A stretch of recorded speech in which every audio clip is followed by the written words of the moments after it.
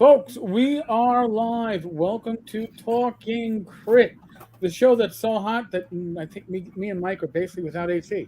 It's Effective. 105-degree hot. That's how hot this show is today. Yes. Oh, 105 we're, degrees. we're we're hot. We're hot Sweating. like steaming shit coming out of your ass. I'm Right? sweating.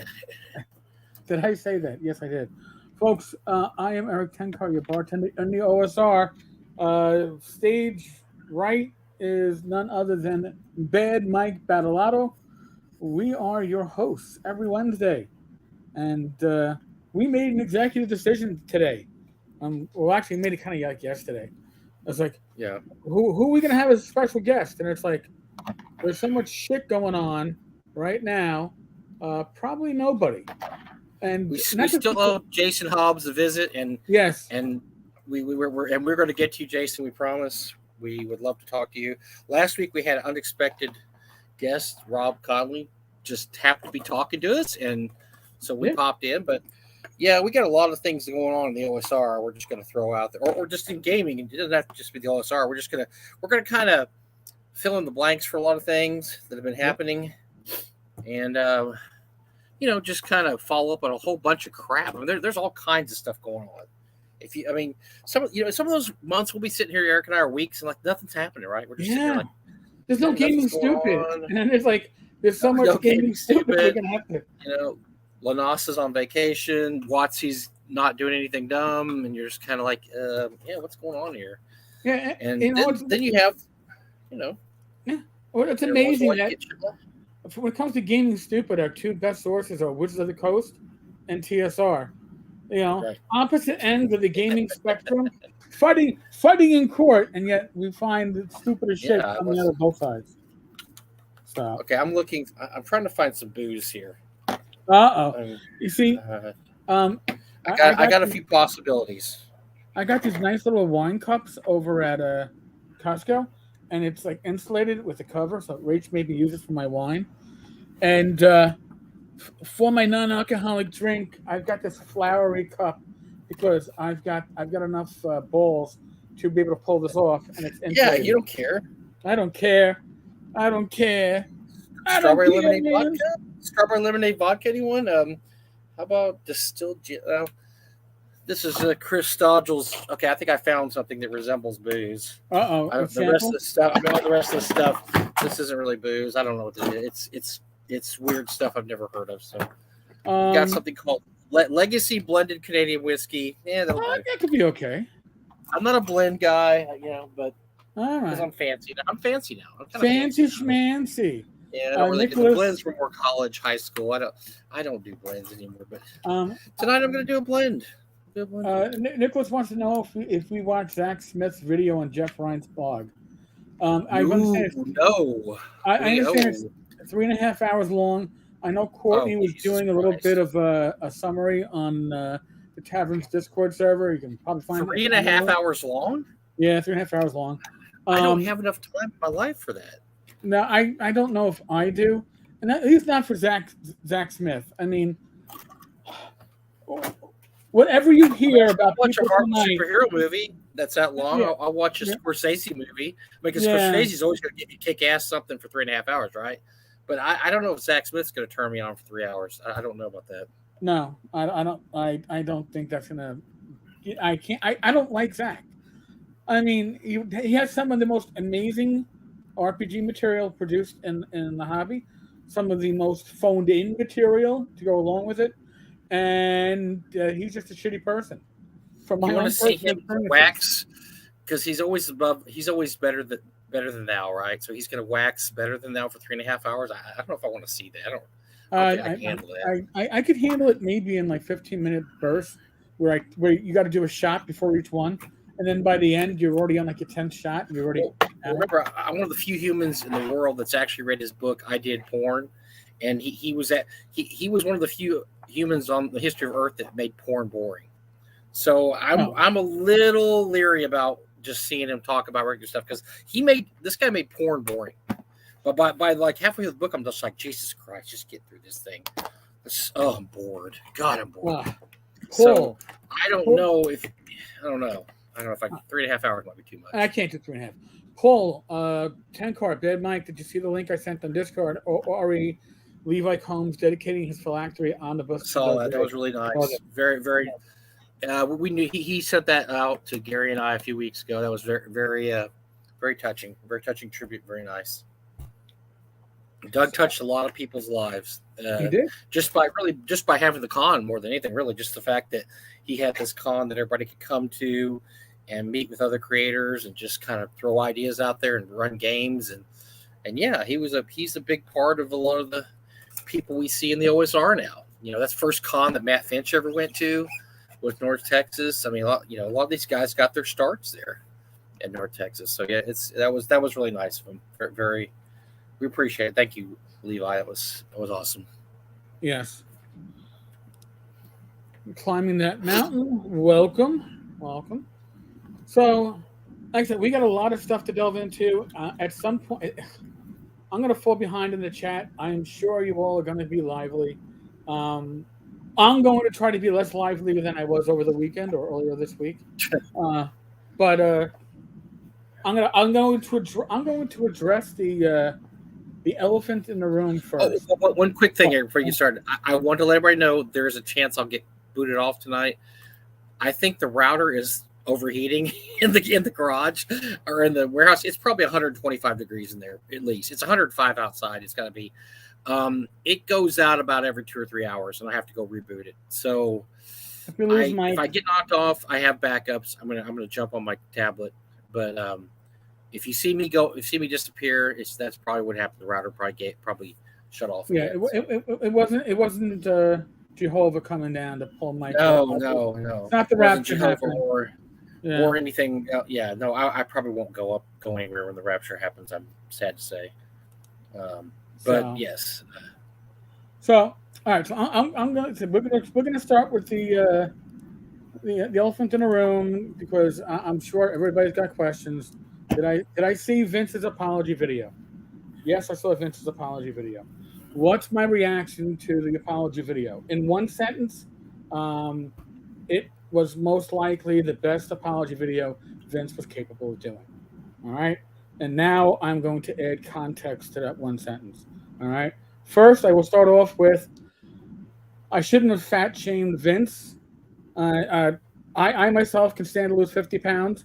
Rach, at least that much. She admits it.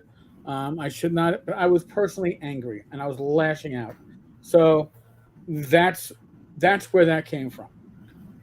And Vince was upset with another part of my video where I challenged his Catholic faith. And let me say that I challenge it not based upon where Vince may see himself now, but where Vince was when he did what he did because of two things. And I can smile about it now, but you try threatening my pension, and then you minimize it. It was a joke. It was a joke that Justin wanted to know is there a phone number I can call to do that, to make that complaint. You're minimizing after the fact, so not quite Christian in that. And the other part was when he gave my address, let alone Rachel's information to Justin, he gave my address, he mentioned that, and said, I didn't know what Justin was going to do with it. Well, listen, a 4-year-old would know that Justin wasn't going to send me a gift card or a birthday card or a Christmas card. So I have problems with that. But again, it's not easy to fall on the sword, and very few people fall on it straight when they do. I understand that. I think that Vince has issues he has to deal with himself that have nothing to do with me, but you can see from how he dealt with me that he has issues he needs to correct for himself. That being said, a little history with me and Vince so you can have a perspective on this, okay? And I'm not saying, listen, Vince got me into podcasting. Vince got my YouTube channel up. You wouldn't be watching this or listening to me and Mike if it wasn't for Vince, all right? By the way, Vince got me into podcasting too because the first thing I ever did was Thaco's Hammer. Go back in the archives and listen to the first dozen episodes of Thaco's Hammer. I'm on there with Glenn and Brian and all those guys. So same here. I mean, I never even thought about doing something like that until he got me on board.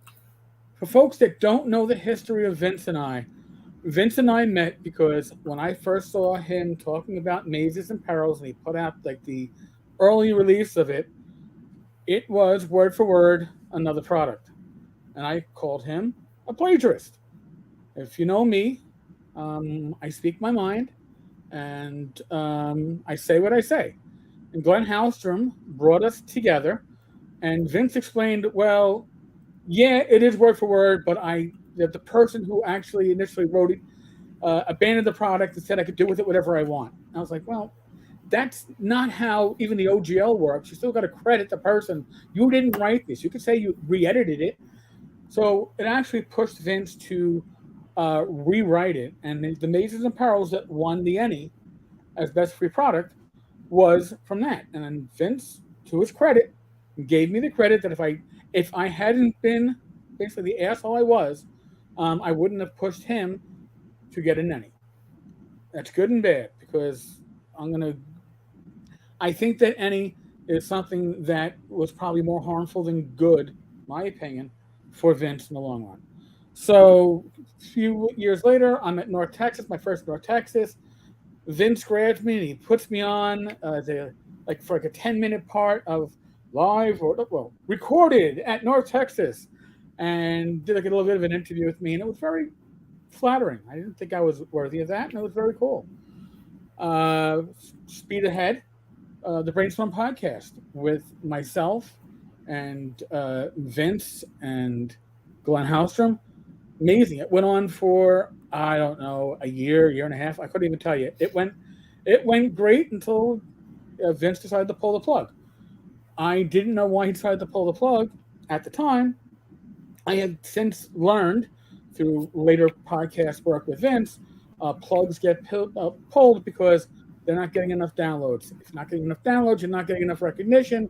There's no chance to get an Emmy, which Vince has mentioned to me multiple times in the past that is generally what he's trying to get.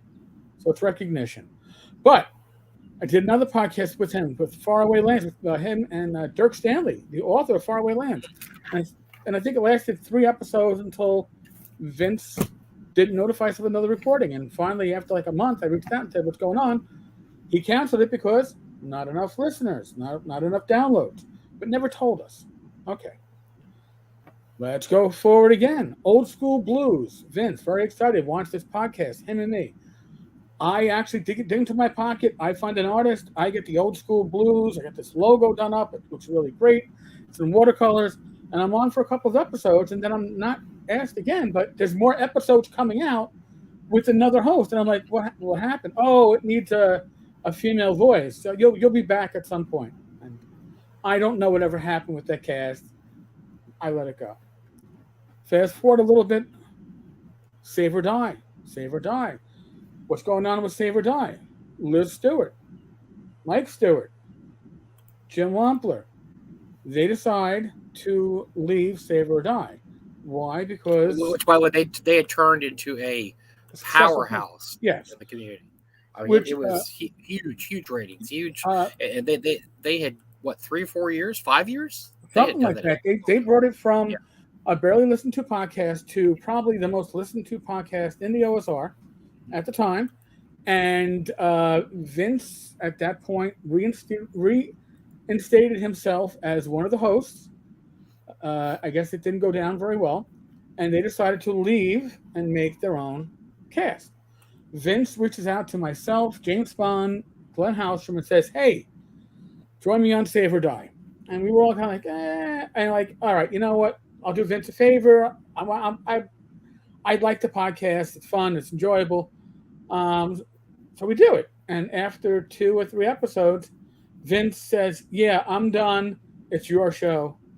Enjoy. Now, I don't know if that's because the listening numbers went down. It was no longer important for him to be a part of it, or he just didn't have the time.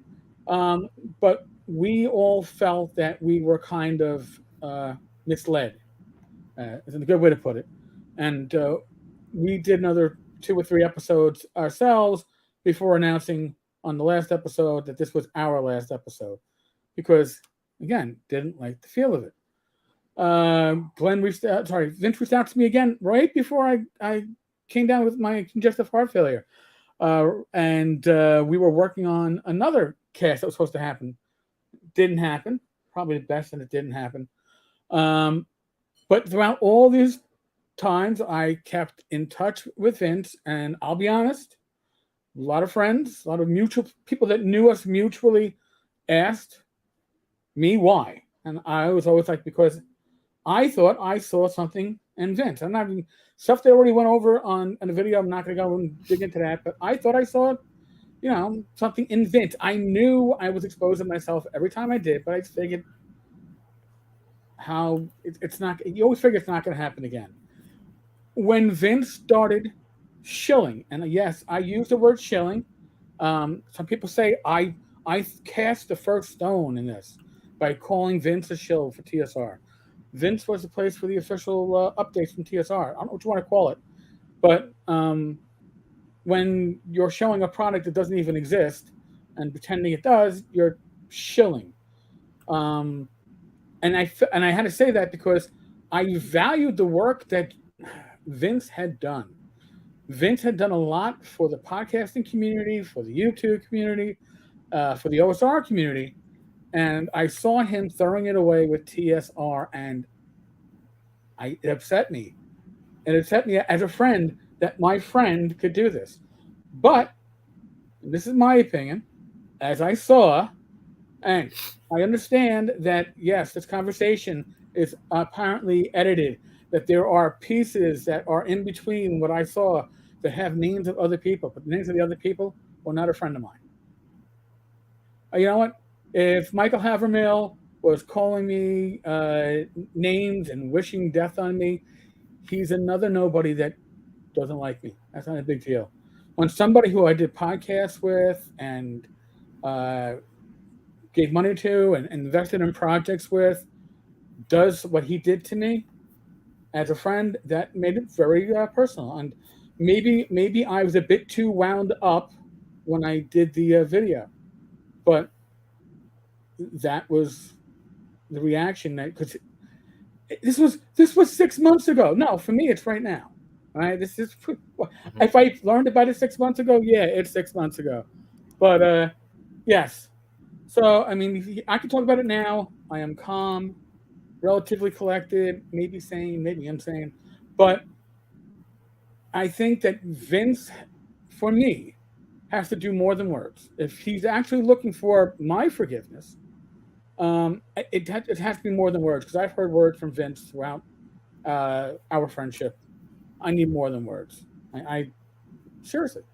So I don't Anyway, wish him ill. I'll leave it at that at the end. I don't wish him ill, but no. this is so. I'm going to throw this in there, in my opinion, and Eric and I are extremely honest with each other. Would you say? I mean, Yes. I can't think of anything I've ever held back from you. So I'm going to say I watched that video, and what I saw and felt was betrayal from you Yeah. because you did not view Vince as an enemy. I mean, I don't view him. I still don't view him as an enemy. I think he's stupid by throwing it. I don't get what he's getting out of being close to Lanasa because that's a career ender. It's not a career boost. Lanasa, no matter what he thinks in his own private lunacy, is never going to be head of the OSR. He's never going to be able to publish stuff with TSR. The truth is, next year he's going to be run over with a steamroller called Watsy, and that's going to be the last we're ever going to hear of Lanasa in this hobby. So I don't understand why Vince would throw in with him. Maybe professional jealousy. I mean, I don't know. Speculating is all just speculating. But Right. I felt a lot of hurt when you did that, and I think you were letting off steam because you were hurt by that, weren't you? That by the fact I can just see you reading that stuff and saying, "You got to be kidding me! Yeah. You have got to be kidding me! This is where Lanasa got the information was from." Well, from Vince. You want my wife's information? I mean, and again, and there's certain lines, okay. And if this was again Michael or somebody else in that conversation, I went on the internet and I found information. This is his address. I'd be like, all right, so this asshole looked me up. It's not like I went. Well, let's see. When Eric bought stuff off me, so Randy, my wife, could have an operation. I still have that address. Here you go. What are you going to send him? Fake poop? You're going to send somebody to his door? What are you going to do? There's no good act that was going to come from that. Okay, that's why when I was upset and I said that Vince wasn't a good Catholic, he wasn't a Christian. His acts were certainly not those of somebody who's now.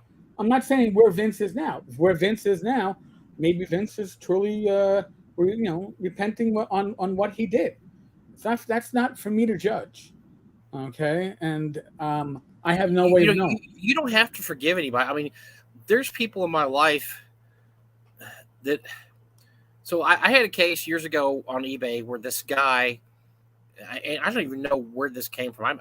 So some guy and I had a feud basically, and he did this thing you used to be able to do on eBay that you can't do anymore, where he started buying all my stuff and then he wasn't going to pay for it. But you had to, before I could put it back up on eBay, I would be charged for the price, because I have to prove that the guy didn't get it.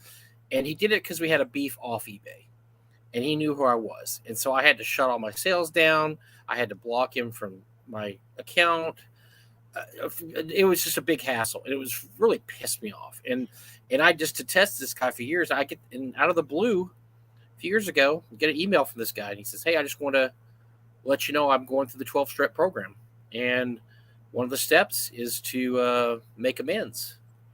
And he said, I'd just like to let you know I apologize for this, and I'm sorry I did it. And I frankly told him, I said, I can't forgive you because it was, what you did was really, really shitty. And it took me a long time to come back to fix up. I mean, it was basically I wasn't making money for a week or so while I had to straighten all this shit out. Actually, more than that, probably about a month, because eBay has to go through this whole procedure where the guy has to say he didn't get it, and then if they don't hear from the guy, then it's a huge hassle. The guy screwed me over on purpose. Like I said, it was an off eBay feud, but he found out who I was on eBay and said screw me over.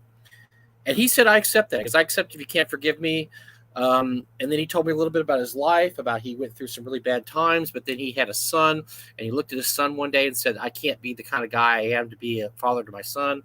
And so he really kind of touched my heart. I thought he was sincere. He's very sincere. Right. And so after about a month or so, I said, I do forgive you. I said, you know what? I looked at your Facebook page. You look like you're a different guy than the guy who I had a feud with online. And we've become friends online. We're not like we're bosom buddies, but his son had something with Boy Scouts a while back, and I sent him a whole bunch of free Frog God game stuff because they were going to do a merit. There's a merit badge now in role playing games. Did you know that? Really? Oh, that's They awesome. didn't have anything that cool. There was nothing that cool. No. So I said, but but I wasn't prepared to forgive him at the time because I was, even though it happened years earlier, I was still hot about it, because it was just a shitty thing to do. And so it took me a while to come around and say, you know what? I think you've repented. In other words, his personality on Facebook, when I looked at it, said, you know what? This guy owned up to what he did. He was an alcoholic, and Right. he had issues, and now he's getting past that.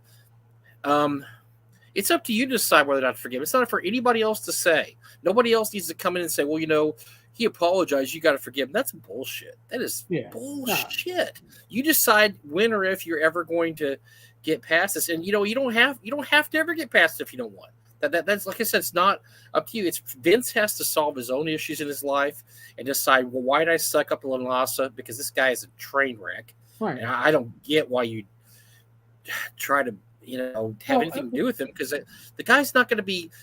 He's not going to be able to advance your. You've told me before. I've noticed about Vince. He's very, very into his appearance in the community, and like you said, getting ennies and having high ratings. How is Justin helping with any of that? It doesn't make any sense. I don't know.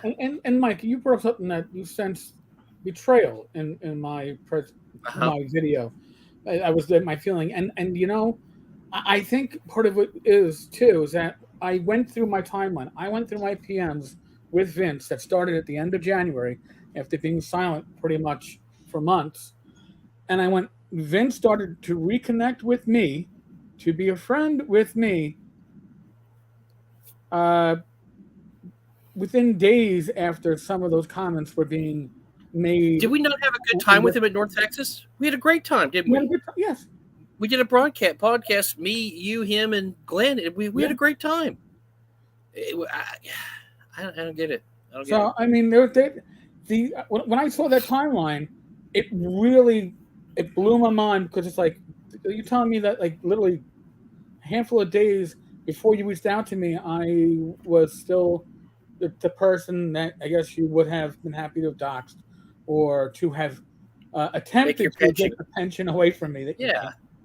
But and just because you can't do it, here's the other thing that, well, he couldn't have taken your pension from you if he tried. Obviously, he couldn't have. But the idea that he thought he could and was interested enough in doing it is mind-boggling. I think Justin needs to figure out about pensions, because remember, he was going on about how he wants to take Luke's pension away. Too? Oh yeah, I mean, this guy is like really into, like, I don't just want to fuck you over. I want to ruin your life, which tells you something about the guy. He's a miserable human being, because all he talks about is wanting to take pensions away from people, because he knows that's going to hit him, because people get scared about that. But what I think is funny is, and I know this, and I know you know it, there's New York cops in prison right now still getting their pension. Oh God. You can't stop pensions. You could get arrested for murder, and you're getting your pension in the commissary.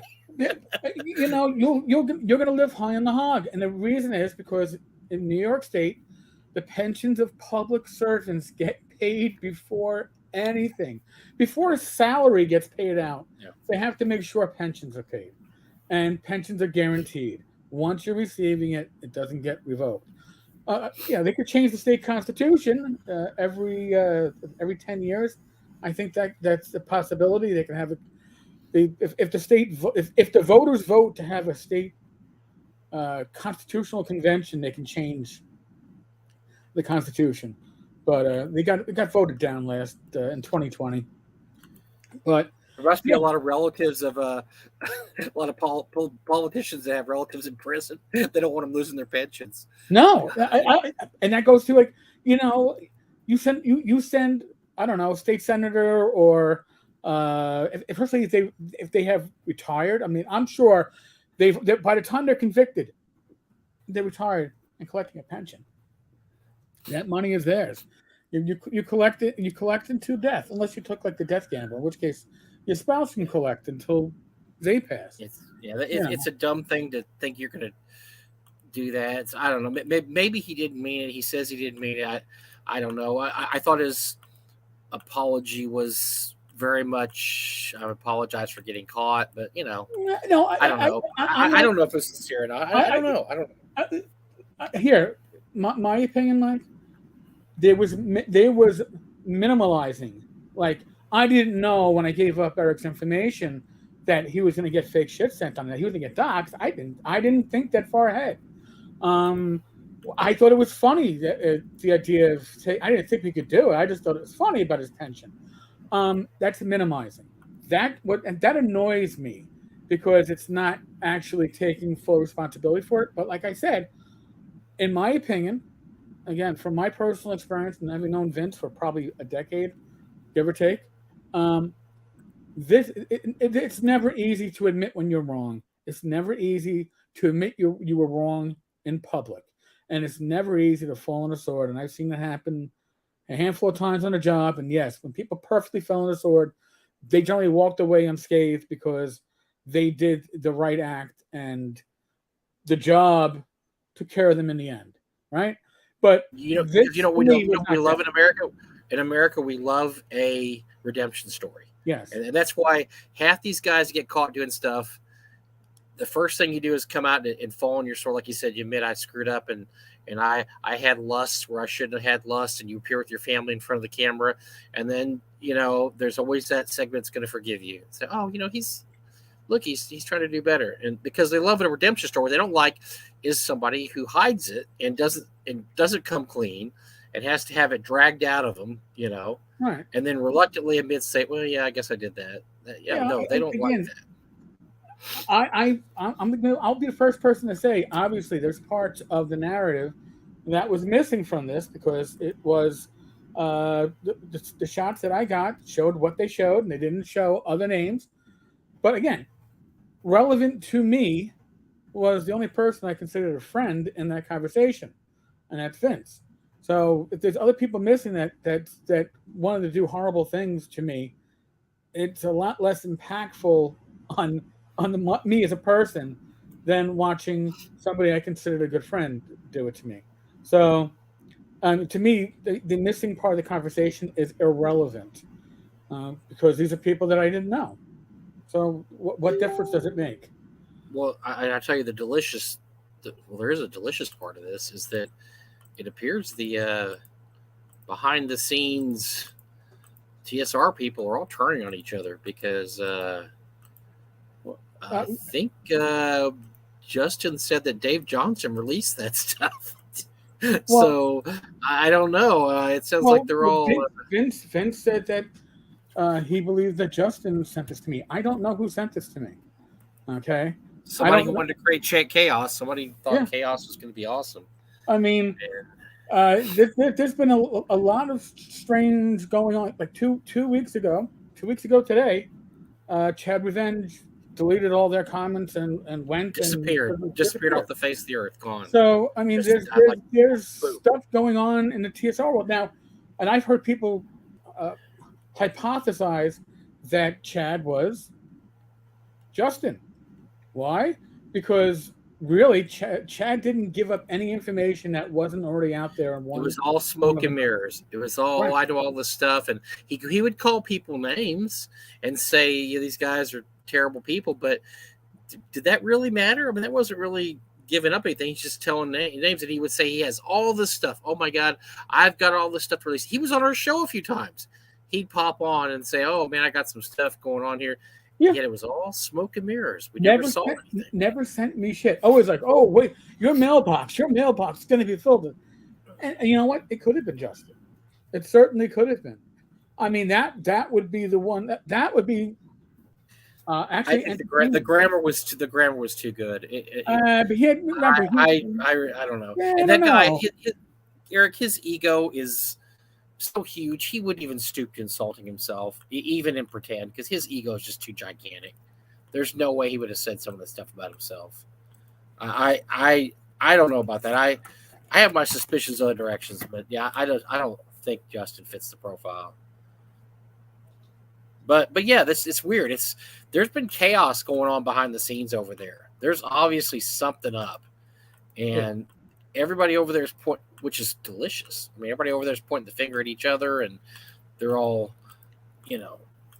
disavowing this one, and this guy hates that guy, and that's beautiful. Oh. That just let them all do that. Let them do that. It's awesome. Yeah,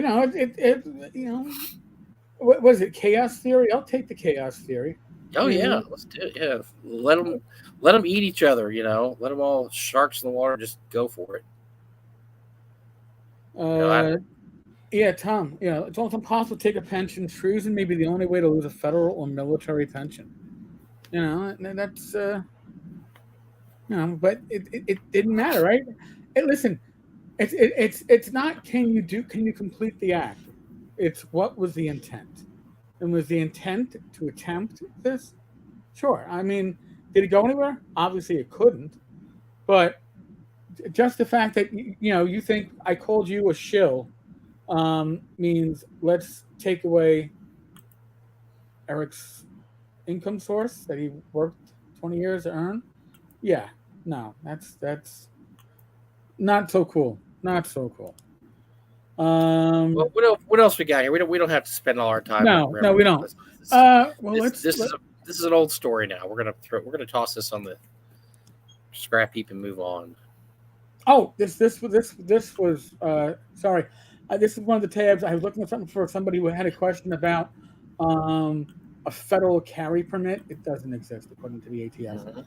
Just putting it out there for anybody who might have a question about that, or about somebody who claims to have a federal carry permit. Yeah, it doesn't exist. But if it did, if the ATF says it doesn't. So all right, I can close that out. We don't need to go back to that one. It was interesting. We'll get back to the one bookshelf thing. Rainbow Crystal Utopia.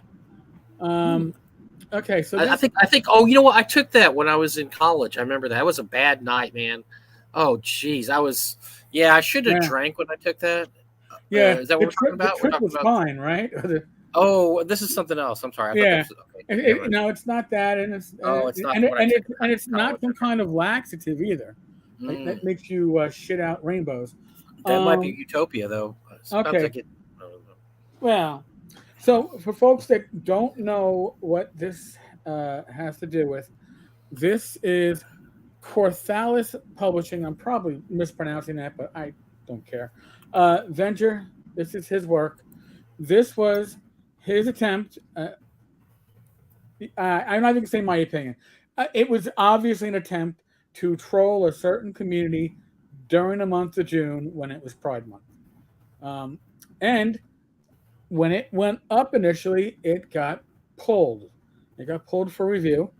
And when it got pulled for review, um, V went all, uh, look what's going on, it's censorship, yada, yada, yada. Did that whole what were you calling it, Mike? Negative. Oh God, you had a word for this. It was last week. Boy, my brain doesn't work that Yeah, hard. yeah. Basically, it's like negative marketing, right? And he was Negative reinforcement, negative marketing. yeah, Yeah, never. yeah. Yeah. So it actually got drive through to put a policy update, maybe it's a week or two ago, of um, what it is, what negative marketing is, and what thou shalt not do. Thou shalt not, you know, take OBS's name in vain. Thou shalt Oh not. yeah, that's right. Yeah, because they that was their new thing is we're not going to let you do that anymore. In other words, you can't go. Yeah, okay, I know what you're talking about now. Boy, Yeah, yeah, maybe I was on some Rainbow Crystal Utopia. I blanked out for a second, I but was but utopia. yeah, There's but so that's much yeah. They're fun. not going to let you have negative marketing. You can't go in there and go, boy, I bet they're going to ban this one, and then try to advertise your product. That's a no-no now. They're not going to Right. let you do negative marketing. No. So this came back up. I think it came back up yesterday, and as obviously whatever of the material that was found to be offensive, I'm not even sure if it's behind the adult wall at this point. I all I know is I did a search for it. It came up, but I'm probably flagged for access behind the adult wall. But somebody was bragging on Facebook yesterday. Oh yeah, I saw it came up, so I whacked it down and made another report on it. Honest to God, all right.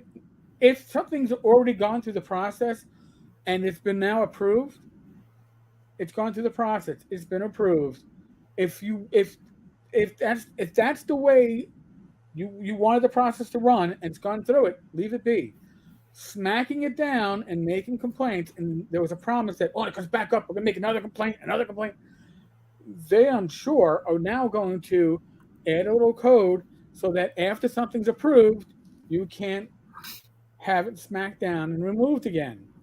And I wish that they would take into account the people that do that as a tactic and flag their accounts, because I didn't pull up Zach Smith's article on this because it's Zach Smith, and I generally find him. Oh We'll dear. cover him in a little bit, but Yeah. I generally find him pretty detestable. For But those of you who had July 13th as the next time we talk about Zach Smith, fill in your bingo card on your because bingo card, it's a yeah, it'll yearly be coming up. bingo card, folks. It'll be coming Um, up.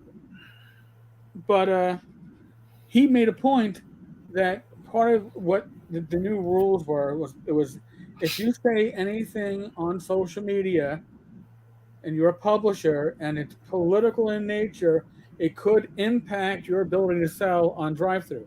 And the problem with that, and we all know this because we all have our own prejudice and leanings, is that whichever way the eyes that drive through lean, maybe they're conservative, so maybe they'll see some conservative posts and go, "Oh, those are fine," and then they're going to see something that's a bit more left or progressive and go, "Oh, whoa, that's a strike on that account." Um, not not a good thing. It's a dangerous road. It's a dangerous road. But they're a private company; they can do what they want, right? We've Mike, how many times have we heard of companies try to get into the market and be a competitor to drive-through and one bookshelf, and nothing ever happens because they just own too much of the market. They own too much market, and they get exclusive contracts too. People, if people don't know that, that's something they do. Well, They get a lot of exclusive contracts that hey, this is only going to be available on this, and you can sign it for different lengths of time. I just know that I had a friend with an issue there who wanted to get off there. This is a couple years ago, and because of this contract, he couldn't. And I don't even know what kind of contract he had, but that was what he had. That he could only sell on one bookshelf or drive through. I'm sorry, Well, here's the thing. If I can recall the numbers correctly, because I am technically a small publisher, if you sign an exclusive deal with drive-through, you get to keep 70% of your cover price. If you're non-exclusive, it's 65%. Now, I've never sold anything off of drive-through except for my Amazon copies of Swords and Wizardry Light, Continua Light. But I saw that, and like the idea of being locked into one market is not something that makes any sense to me. So I obviously opted out. Tom, Justin has been shit posting on TSR Hobbies for the past 2 days. I was just posting about that. Because Justin wants to pull the attention from Vince back to him. Well, yeah. Vince said that, hey, Justin put this together. Again, I don't know. If Justin did that, then that's the ultimate fuck. And at which point, if I had to have loyalty between Justin and Vince, I would choose Vince in a heartbeat, because there is nothing redeemable out of Justin. But my God, that would be one hell of a twist. One hell of a twist. Tammy, the gig is up. There's no real product of any worth. It's a reproduction with grammar and misspellings. Well, that's generally, yeah. And you know what? Here's the thing. The support of the Dungeon Hobby Shop Museum isn't all. Anybody that's gone there that is somebody that would watch this channel. And I'm saying by watch the channel because you have time in the hobby. You've been a gamer for a while. There's nothing there that you're going to look at and go, oh, I've never seen that before. Or, oh, I saw that. If you're a casual or somebody that has from the hobby, you may be really impressed by it. Like, whoa, got all this old stuff here. But like Eric said, if you've been around the block a couple times, you're just going to be like, oh, okay, it's got some old stuff here. Oh, look, there's Mike Carr running a game. That's cool, Or, there's Ernie running a game. And, yeah, it's more for the casual fan, right? The person who doesn't really know what's going on. Tom, when is Ken coming on since he offered? I will be truthful. Ken did email me his cell phone number last week. I have not used it. It's just been a very hectic week. I'm not saying I won't use it, but it will probably be more for a text than a call. As for having Ken on the show, I don't see. This is what the size of my liquor comes in right now, and I need something about a lot larger and a lot stronger to get through it. Well, I posted someone here, if you don't mind reading it, said we're not going to give friend Ken free pub until he posts a few times on his new YouTube page, and we see he's legit, not just trying to get on here to blow smoke up our ass. Yeah. Because he made a comment the other night when he was on the show that 80% of what you guys are saying about me is bullshit. It's not. It's really not. So that puts all my warning signs up. Boop, boop, boop, Yep. Where we're gonna get a show where he blames everybody else for everything that happened to him, and he was a victim, and that I mean maybe not, but that's what I'm getting out of saying that this is 80% wrong. Look, it's not. We have delved deeper into this than anybody you can imagine. We've talked to everybody. We've talked to people here, there, and everywhere. It's not 80% wrong. What has been said about him is true. So, yeah, that puts my warning signals up. And I just feel like we're going to get him on here, and he's going to use the show for a, hey, I'm mentally ill. I had substance abuse issues. I'm really, it was all behind me, and now I'm going to turn over a new leaf. Just the usual apology tour bullshit stuff. And so let's see what he does. If he's back in the community, let's see a few YouTube posts. I want to see what he talks about. I want to see what he's got up his sleeve. Is he going to try to, Is he wanted to get back into Kickstarters? Because he never needs to get back in Kickstarters ever again. No. Ever again. That should be like the Wandering Wizard, Mike Nistel, God rest his soul. He's not really dead. But he should never get back into Kickstarters. Yeah, just thanks for coming and appreciate it, but you stole, Mike Nistel's case, $80,000 or whatever, and yeah, that's it. You got your one chance to grab the gold ring, and same with Ken. You had your chance, man. Nobody needs to ever trust you again with a cent. Now, is there things he could do that okay, if he wants to get back in the hobby and actually publish something without a Kickstarter, I mean, he can do whatever he wants. Sure. Mm-hmm. Go do that. We'll probably review it. Say, hey, this this adventure. You went to put money out ahead of time. No pre-orders. It's like no. I would not. No, I would not trust a pre-order from Kim. I'm sorry. I wouldn't trust a pre-order for the guy, because he has a track record, and so. Yeah, we're gonna wait. Our opinion has been. We talked about this. It's kind of wait and see. Let's see what he's up to. Yeah. I mean, do we really want to be a show that has him on? Then he says, "Oh, by the way, I'm going to talk about my new Kickstarter I got." We don't want to hear it.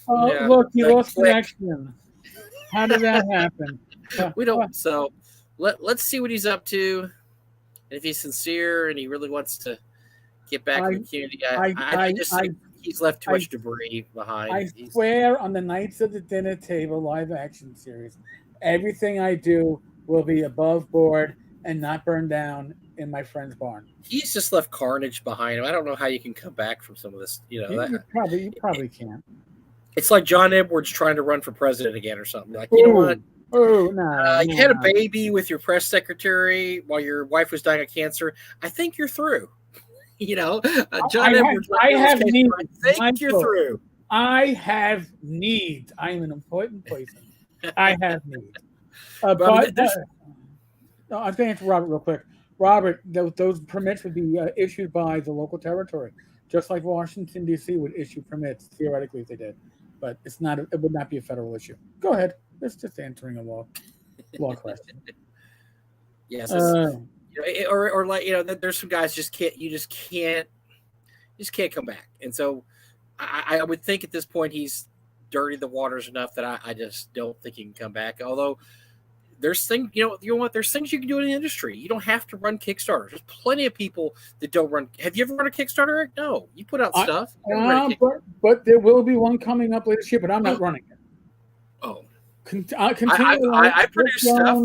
I'm just applying. You know what we did? Tom Wilson and I wrote an adventure. I paid all the costs, about $700.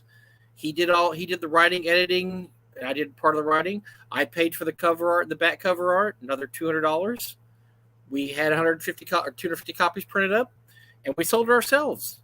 I mean, you can do it, and I was out maybe $1,000, but I mean, those 150 copies you could sell for $20 a piece. So I'm going to make it all back, right?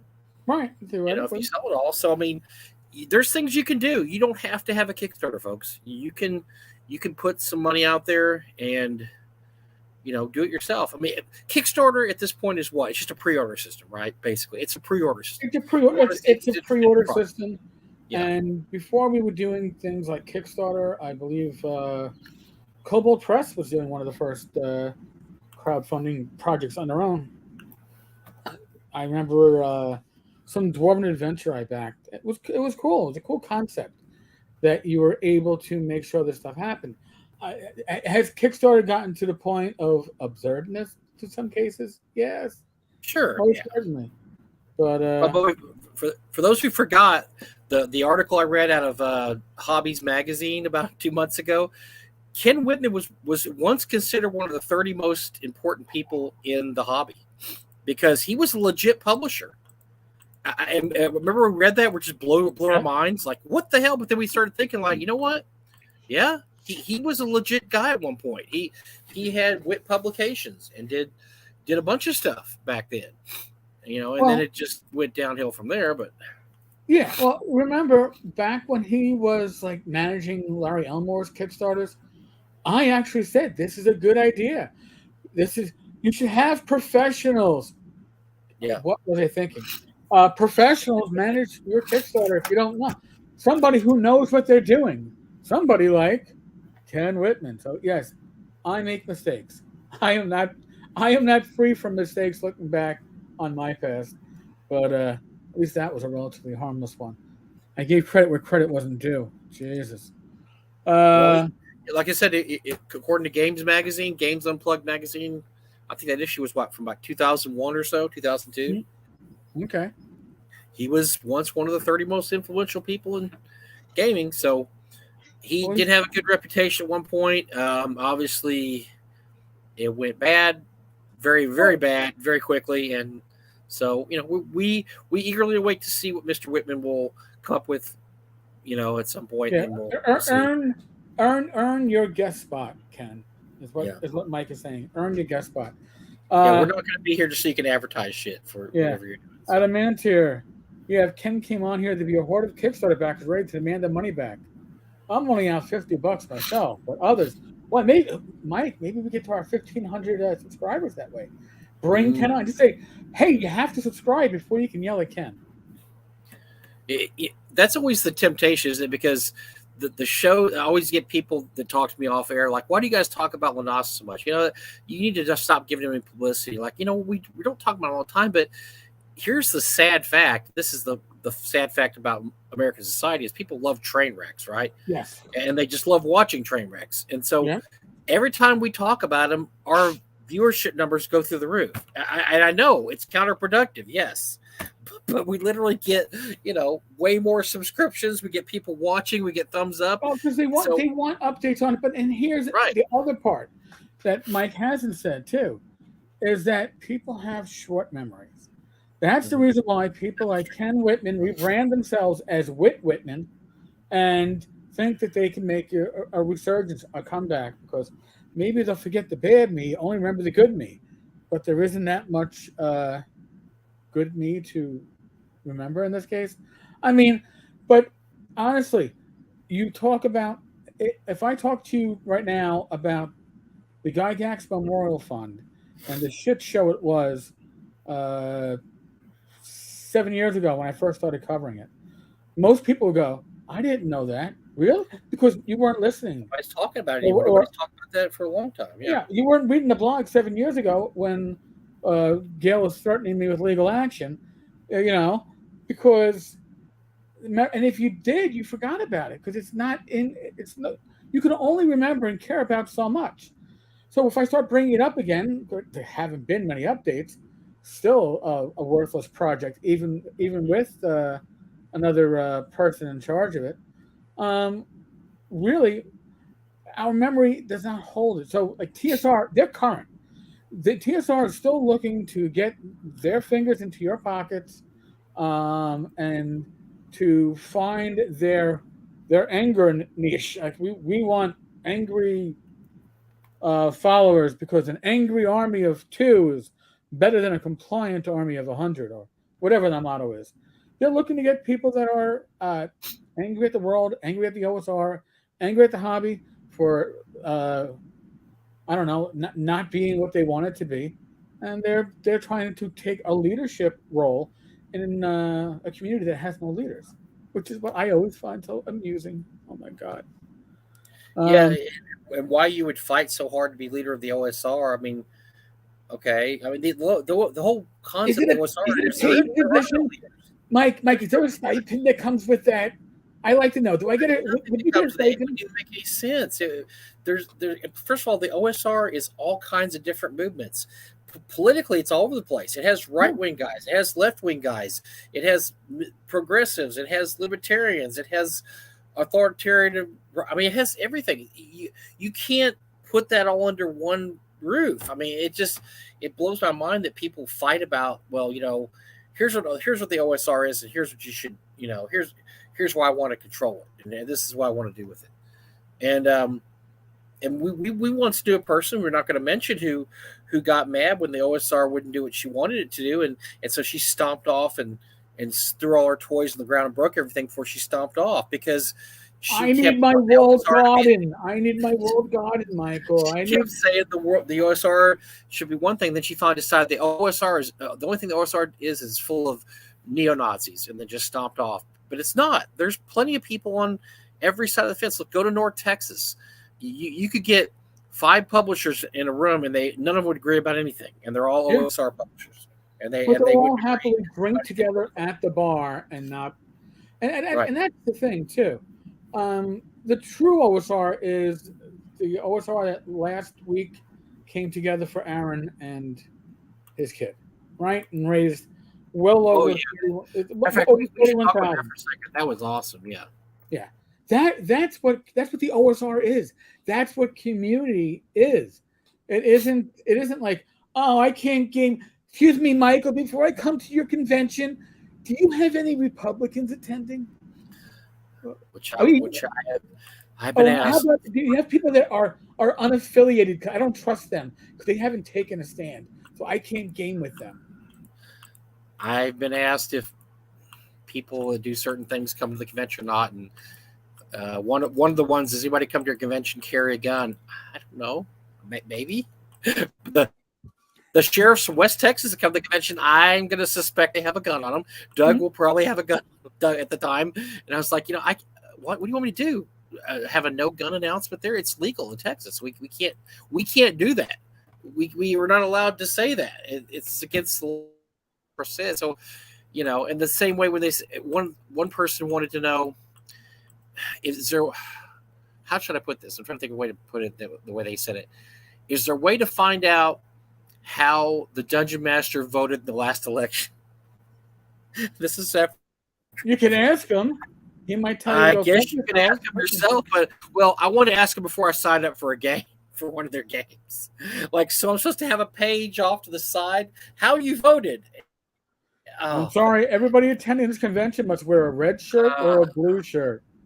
Red or blue only. Didn't vote. I mean, some people don't vote. Oh, you didn't. Yeah. Oh, if you didn't vote, you get to wear a white green. shirt with an X on it.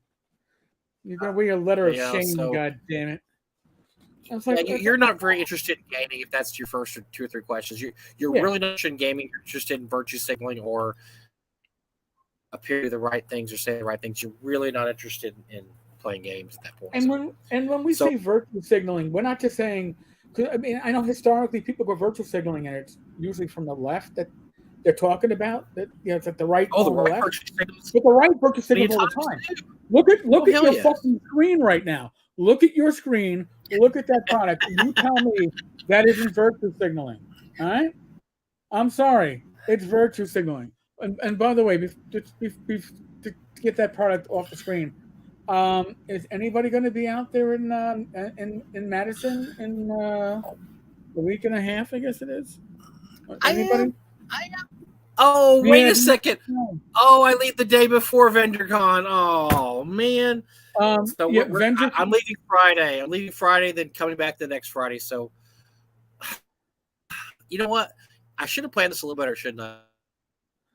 Should have stuck it one day, pushed it one day forward. If you're going to get your tickets, get them soon. There are 74 left. Wait a second. So if I decide to stay another day, I could probably get in, is what you're saying. If I decide to stay another day, it sounds like there's spaces available. Yeah, well, I mean, Mike, did we go over the events at VentureCon last week? Did we talk about the invocation? I don't know. So, all right. So here, Friday night. So, Mike, maybe you can stay one extra day, because Friday night from 10 to 10:15, standing room only. I guess unless you're being magic ritual performed by Vanger Santanis. Attendees are welcome to participate or observe if they wish. The rebirth of Corthalis to open the way between our reality and child. The magical operation is from 10 to 10:15. Come one, come all. I mean, I've never gone to a gaming convention that had any kind of religious service, let alone a magical service. I'm almost at a loss for words as to as to what to say. But don't worry, when your convention wraps up on Sunday, Blood Oath ceremony, giving us the strength to fight back against the radical left infiltration of our hobby so that gaming can be great again. 6 Oh to my 6:15. So if the radical left is infiltrating our god. hobby, they can fight the alt right, balance each other out, and the rest of us who just want to fucking game can game. Is that the solution? I mean, it sounds good to me. It's not my battle to fight, and I'm certainly not going to be doing a blood oath ceremony to participate in it. Oh, So they're gonna have, yeah, it's gonna have satanic invocations to help, man. I don't know. Let's see if the wife wants to do it. I'll see if the wife wants to stay an extra day because yeah. this sounds like can't miss. Oh yeah. She'll love the magic She'll hate it. ceremony to No. open the gateway to open the gateway Oh to dear the God. world. Yeah. No, my wife would not be into this. No. Yeah, Well, I'm not into it, so she's really not into it. If I go to when I go to convention, you know what I want to do? I want a game. That's what I want to do. I don't care who you voted for. I don't care. I just don't care. I want unless it becomes a great part of your game. Unless it's part of your game, I don't really, and it shouldn't be. It shouldn't be part of your game. I don't care. Just put a con on, put a game on. Just run a game. All this litmus test stuff is bullshit. yeah. Well, Robert makes a good point because I never voted Democratic or Republican. Like 95% of the world, I'm not American. But here's a secret, folks. I've been voting since I don't know 1986, 1987. I forget what it was. First presidential election back then, whatever it was. And I've yet to vote for a winning candidate because I've never voted for president. I've never voted for a candidate that's won. In my later years, I've often voted third party, not because I necessarily believe in all the things that the third parties are pushing, but I'd like to get a third party enough support that they could get backing from federal funds and make them maybe viable to maybe something cracks that left right dichotomy that we have here in the States. But listen. Come on, people! It's all a scam. I started voting third party about 2 or 3 elections ago, maybe longer than that, because these guys they're playing you. The right and the guys and the politicians, the career politicians that have sometimes spent up to 50 years in politics. That means they have not lived in the real world for 50 years. Right. They have absolutely not lived in the real world. Never had a job in his fucking life. Most of those guys they never had a real job, and if they have a real job, they don't ever do that real job because they're a politician first, and then whatever their job is second. Look, these guys get together afterwards and they laugh at you, and they hang out together. These politicians all hang out together. They laugh at you behind the scenes because they've created all these artificial divisions. What's that quote that a person is an asshole, but people are assholes. A person is great.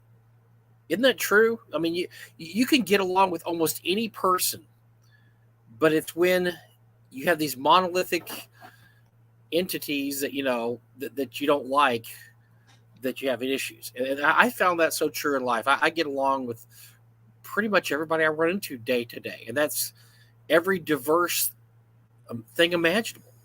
Texas is a majority state, folks. I'm the minority in my state. I'm the minority, white boy minority. And yet your state still votes conservative. I see it. My neighbors are all Sikh Indians. We have the largest Tongan population in the United States in my city. All my kids and grandkids are Hispanic. I mean, come on. And I get along with everybody pretty well. But it's weird when you get out there in the wider scheme how they want you to hate these people. They want you to hate all these people that you don't know anything about. And it's weird when you get together, when we have our annual HOA picnic in the park and everybody there is every color under the sun. It's weird. Everybody gets along. and nobody asks who you voted for. Nobody cares about that. They all get Nobody along. cares because your connection is your community anyway. These are all artificial things they use to divide you Yep. because it gets you all pumped up, and then you want to vote so bad and so hard because you don't want those evil guys in the other party to win. And the same I they don't do the want same that. thing. I don't want that. Listen, not going to dox myself because I've already been doxxed, so it doesn't no harm, no foul, right? I live in Elmhurst, New York. It's part of Queens, and in the 2000 census, Elmhurst as a zip code 11373 had more languages spoken in it than any other zip code in the country. That is how diverse my neighborhood is. When I grew up here in the 70s and 80s, yes, there were Italians and Germans and Irish and Ukrainians, and then it started changing a little bit. Now it's a lot Asian, but you know what? It's still the neighborhood, and people still say hi as they pass you on the street, which I can't say for other neighborhoods in New York. So I'm not complaining. You got to look at things. There's a concentric circle theory of things. Is that you care about this is what you should be care about, and you're here and your family's here. Then it goes out to your neighborhood, your city, your county, your state, and then as it gets bigger, you should care less about that Yep, because that's not going to affect your life as much as this is going to affect your life. you're And right. I found the older I've gotten, man, that's absolutely spot on. I've gotten to the point where these guys in Washington make decisions that I have no clue. I don't know who's paying them off. I don't know who the lobbyist is handing them a check. And a lot of these guys play both sides. I always think it's hilarious when some politician who's right wing turns out he's getting money from all the left wing Oh, or what is wing it? corporations, or vice versa. Yeah. The politician that's anti-gun is getting a big old check from the NRA, every year. And Oh, they're playing you, man. They're playing you. Don't fall for it. Just live your life and hang out with the people you want to hang out with.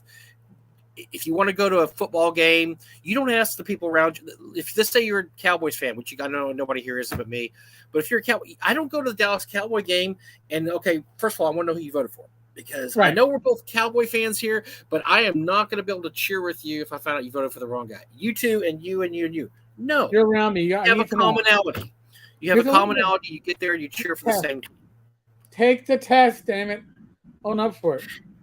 And nobody cares. And if their team wins, everybody goes nuts, and you're so happy and you're crazy, and it's great. Yep. And then you hopefully go up and beat up a Philadelphia Eagles fan because they're Well, horrible people. Everybody hates Eagles. You guys hate Eagles fans too, right? I mean, I'm sure you do. Well, we hated the Eagles only because You're a Jets fan. You're a Jets fan. You Jets hate fan, Giants fans. Jets fan. No, dude, we don't hate Giants fans because we have simpatico.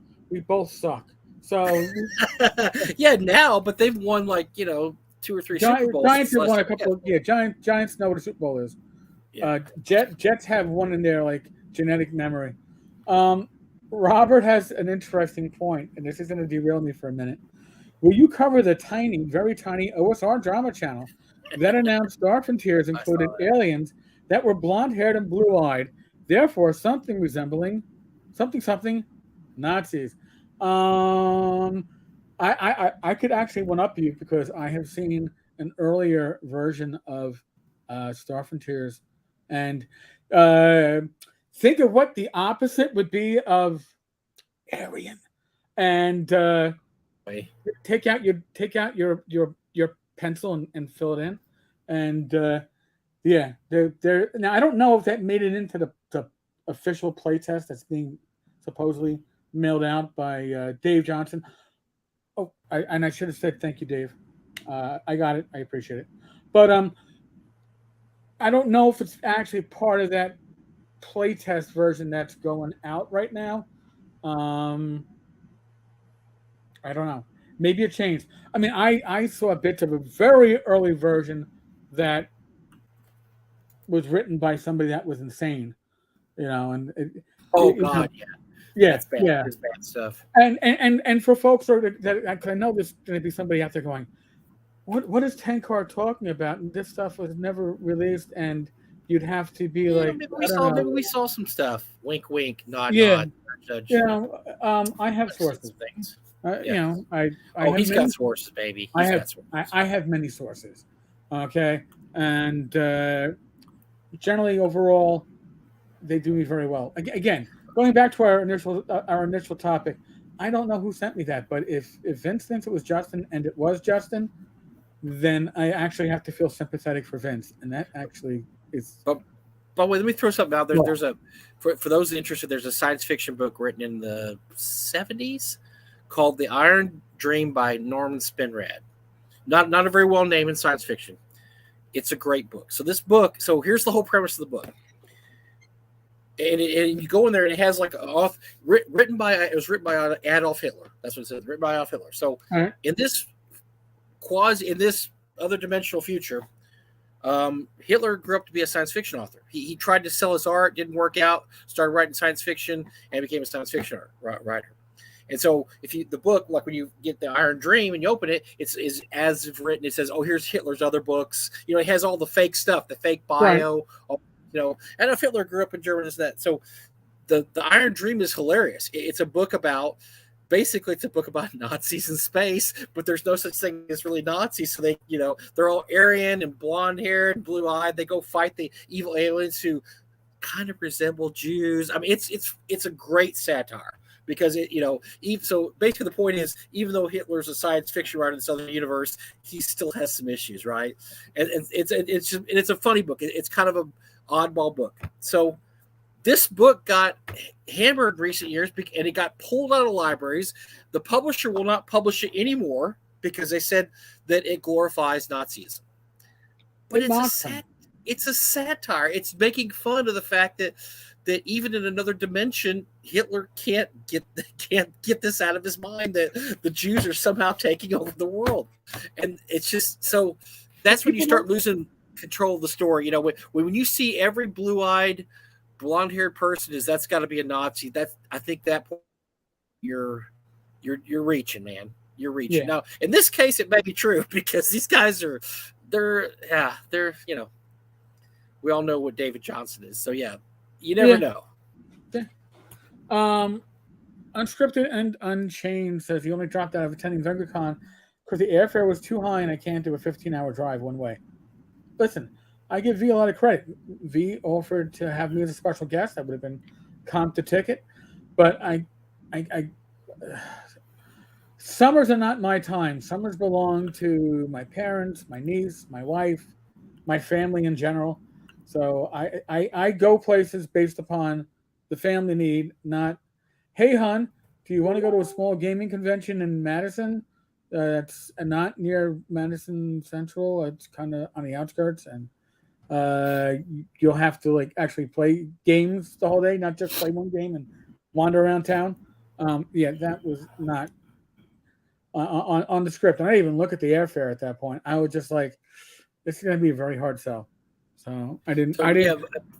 For those who want to know, I'm not going there to see Venger. We're going there to. I'm showing my wife Wisconsin. We're going to be all over Wisconsin. So no, VengerCon was not a thought in my plans here. Sorry.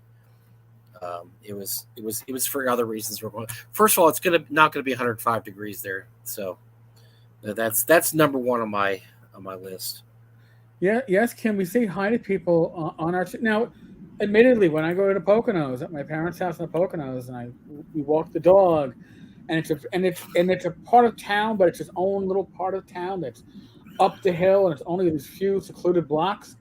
You say hello to everyone. You say hello to the garbage man driving his garbage truck, who probably lives 30 miles away anyway. But you all wave and say hello because you don't wave at anybody who's driving in New York unless you're trying to get them to stop.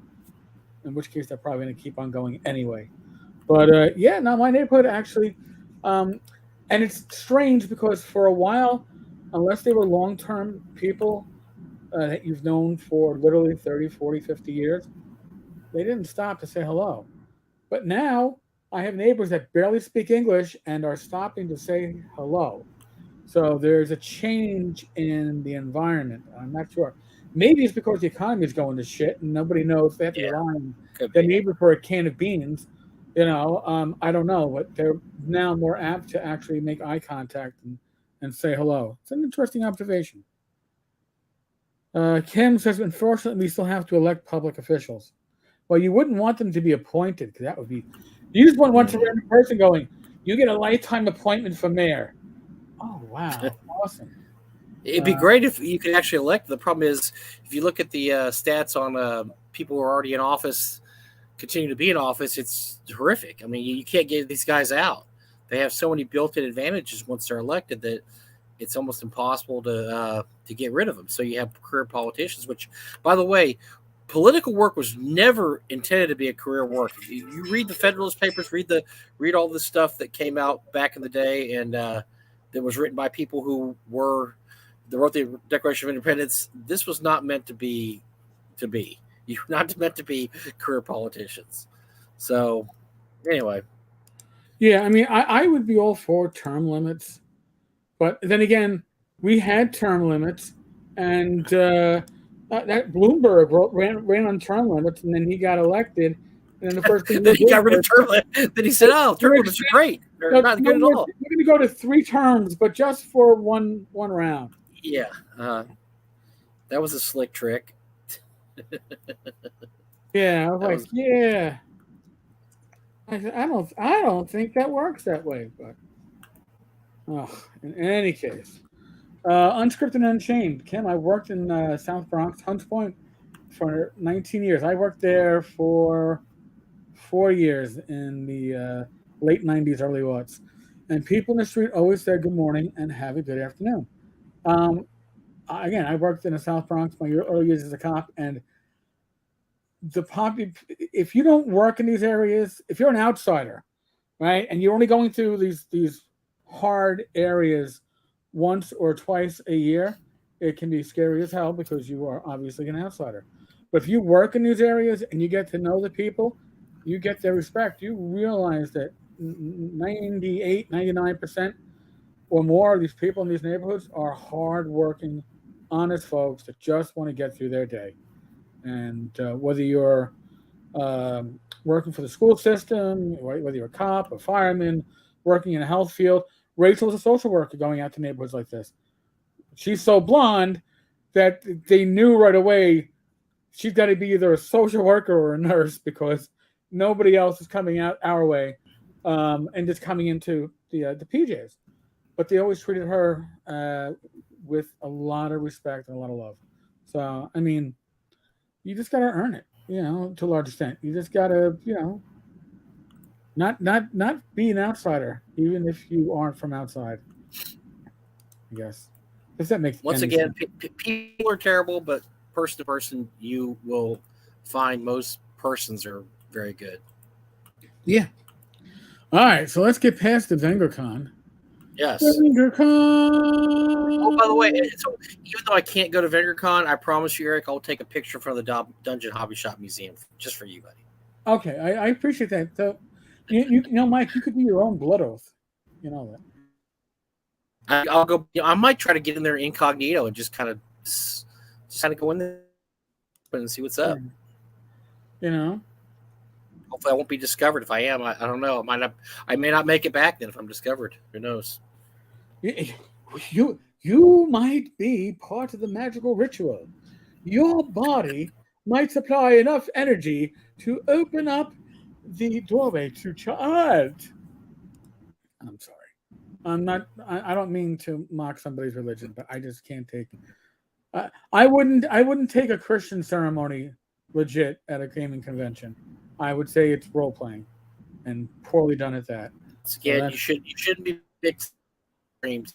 You don't know who somebody for. You should know what their worship is like, whether it's man or whatever. You just keep that out of gaming, please. I want to play. All right, I'm gonna give a guess, folks. I'm gonna say that within 5 to 10 minutes, Mike's router craps the pot. It's so far. What would you? So far, we're doing just fine, man. Just everything's fine. Don't jinx it. Don't jinx it. Saying, you got a little robotic there for a moment. I thought we were dealing with old Glenn, but no. Okay, all right. Just making sure. So, Well, All right, so up on the screen from reason.com. So this is like a legitimate article, or as legitimate as it comes. Dungeons and defamation role playing game convention libel case can go forward. Quick summary for those of you who don't want to read this article. Trust me, I had little desire to read this article. The lower court said basically Zach filed because Peter Atkinson and Gen Con said bad things about Zach. Now, Zach deserves to have a lot of bad things said about him. But after Zach's estranged wife, girlfriend, common law wife, I'm not sure exactly what Mandy was, Atkinson published a statement on Gen Con's website. At Gen Con, we have a policy of not disclosing the names of individuals who have been sanctioned or banned from our events. However, our statements regarding a recent ban have caused confusion and, more importantly, made people feel that Gen Con doesn't care about attendee safety. To clarify, I want to state that Zach S. has been banned from Gen Con and that we flat out don't tolerate harassers or abusers in our community or at our convention. Then he further stated, and I'm not a lawyer, but I'm going to tell you, as a non-lawyer, this is a wrong turn of phrase. I've talked to a lawyer, so after you get through, I'll tell you what that lawyer told me. Okay. Atkinson stated there was due process. Keep that phrase in mind, due process. That's why it took us so long to come around. There were many people abused by Zach. The evidence was overwhelming. I don't need a court process to uninvite an abuser to my party. Well, in any case, lower court said, you know what? This can't go forward. This is just bullshit. You're wasting the court's time. And then on appeal, it was like, well, you know what? We don't know where the evidence is going to go with this, but there's enough here for a case to be made, and it should be decided by a jury, which I'm sure is not what Gen Con or Peter Atkinson or his Jane Doe wife, who was also named and also left in the suit, if you look at the actual suit paperwork, because they were trying to get her off the legal action, but marital properties could become part of this suit, and she was left in. So, Mike, you talked to an actual lawyer? I talked. Okay, well, let's get this straight. I don't want to pretend like I'm what I'm not. I talked to a mutual friend of ours. Talked to a mutual friend of ours that is a lawyer. This lawyer, who would be familiar to some people that we know on this channel, said that this is really bad for Gen Con and Peter Atkinson, because if you look at the case just on its merits, they basically banned somebody for just hearsay. Right. So what you'd have to do to make this look good is say, well, we've also banned another 100 people that were also accused of beating their wife or mentally abusing somebody over there. They didn't do that. They didn't sit there and go, oh, we ban a lot of people like this. They just picked him out to ban him. This lawyer says he has a really good case, and he thinks that Gen Con's going to end up writing Zach a check to make this all go away. Now, here's the thing, and part of the problem is that they're saying, you know, where was the word? There was due process. There was not due process. I can do due diligence. I will often say, do your due diligence when it comes to new Kickstarters. I will say, hey, I did my due diligence, and my opinion is this one looks a little shaky. All right, this one. When you say due process is what courts do. It's a legal action. It is not done by Joe Schmo. Joe Schmo does not do due process. Peter cannot do due process. By him saying that, he's basically saying that, in the Gen Con court, he was convicted. What? Now, they make a point, if you read the about why this was kicked back and said, no, this has to go forward, is that it's relying on a bunch of different claims about causation. And the fact that Zach says, look, this is the biggest game convention in the world. For them to kick me out materially hurt me. and Yep. you know, it did damage to And my for them to make reputation. in the public, see, if they hadn't made that public announcement, he might have had no case. And But when they made that Gen Con is public arguing that announcement, right. And so Gen Con's argument is causation is not what the word I'm looking for. Just be they're saying well, this is just a timing issue. It just so happened that we kicked him out at the same time this happened, and yeah, the causation doesn't mean that you know, whatever. And he has to prove causation. He has to prove that getting kicked out of Gen Con was the reason all these bad things happened to him. What the court's decision was that no, he does not have to. He's not required to prove causation. So it can go to court. Now he may still lose hands down, but they've said no. There's enough here. The stupid things you said, Peter Atkinson, with you know, which is why you shouldn't let CEOs make yammer on Twitter because they, God knows, they just this is very much just a hey, it's hey, this jump on and bash Zach Smith game, and they all jumped on and bashed it without having two thoughts about this could come back to bite us in the ass someday. They all just thought, oh, we're just going to jump all over him, with I guess not knowing what a vindictive SOB Zach Smith is, because he is. He is a sue monkey, man. He will sue your ass. And so, yeah, so it's mainly about the claims of causation. Is it Zach Smith is claiming because I was banned by them, everything went to shit, and then Gen Con said, no, it's just a coincidence. We just happened to ban you the same time everything went to shit. And the courts said there's enough evidence to show you might be wrong, Gen Con, so we're going to let Zach's suit go ahead. by the way, I want to address something in the chat. Adamantier, instead of instantly maligning him, why not give specific examples of why you think Zach deserves bad things? Personally, my personal experience with Zach fucking Smith, okay, back on the Google Plus days, all right, Zach liked to engage in mind games and conversations on topics that usually, would go into the area of what the fuckness. But myself, Greg Christopher, and a few others would engage him.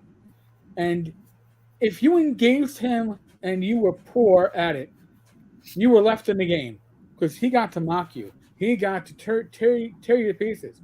If you were good at it, if you could match his wits, you started getting. Well, no. First, you got. And he would start deleting your. So if you were able to best him in an argument, he would delete all his responses and make you look stupid because you just held wall of text. He would tear it all apart. But not only that, he would start naming you. So, Greg Christopher, the Pope of the OSR. I was simply that fucking cop. Oh, that fucking cop is chiming in again, aiding the OSR Pope. Listen.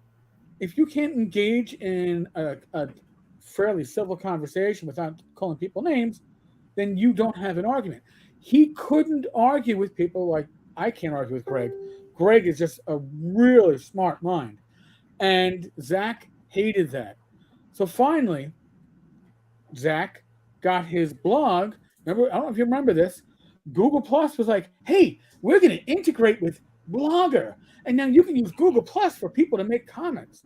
And I did that for half a day before reverting because I realized by doing that, I was locked into the Google Plus ecosystem and I was forcing people to have Google accounts to comment. But Zach took it one step further. Zach realized he could make it so that only people in his circles could comment on his blog. Everybody else couldn't say shit. He could talk about you. You could not respond. He might not talk about you with your name, but he would talk about you with your nicknames that everybody knew he was talking about, and you could not respond because you were blocked. And that was bullshit. And I'm going to tell you, Red Pleasant Land he had a few different tactics. He had a few little things he would do. One of them was he would engage, like Eric said, he would engage and argue with you. He's pretty good at arguing. He would many times just crush the person. But if he didn't, his tactic was, at a certain point when he knew he was losing the argument, he would delete every response of his. And because and that way it's just one guy talking and there's all these posts by him, and then somebody comes along and says, who are you talking to? There's no other posts there. Yep. Oh, I was winning an argument against Zach Smith. Oh, well, there's nothing there now, so there's no proof you were doing anything unless you took a screenshot. It just showed a bunch of your results there. Right. He would also have this other thing when he would go to his blog and say, "I'm going to let you know right now, I do not want anybody in this blog to harass this person." And he would name the person and name all their contacts, and here's their blog, and here's who they are. Do not harass this person. I'm telling you right now, I don't want you to harass this person. And so inevitably, the person would be harassed.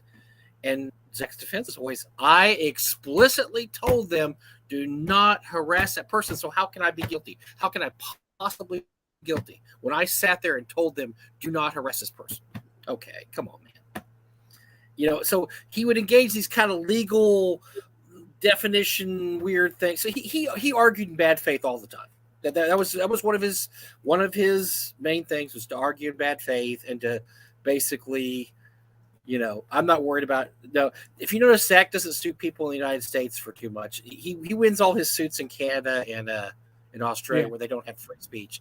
Thank God we have free speech in America. So, well, I think the Australia one actually, he hit them with a suit, and they didn't even go to trial. They just capitulated. No. Yes. Other countries, you're not allowed to accuse. In other countries, this is why you have to be happy to live in America. Other countries, you cannot accuse people of stuff unless the burden of proof is on you. You have to prove this happened. Whereas the United States, it's the exact opposite, and that's why it's very hard to win any kind of